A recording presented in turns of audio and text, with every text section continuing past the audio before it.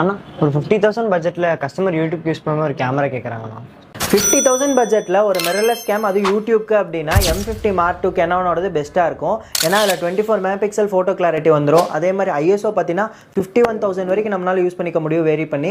So உனக்கு low லைட்டிங்க்கு பெட்டராகவே இருக்கும்.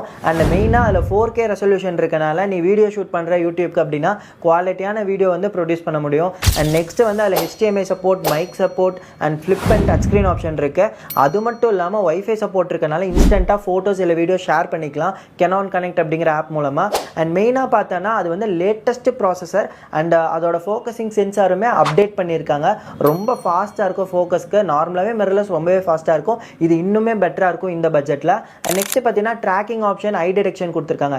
Tracking இருக்கனால ஒரு பர்சனை நீ மார்க் பண்ணிட்ட அப்படின்னா அந்த பர்சன் மூவ் ஆனாலும் சரி, இல்லை கேம் வச்சு நீ கேமை மூவ் பண்ணாலும் சரி, அந்த ஃபோக்கஸ் வந்து ட்ராக்கிங்லேயே தான் இருக்கும். ரொம்ப யூஸ்ஃபுல்லாக இருக்கும்.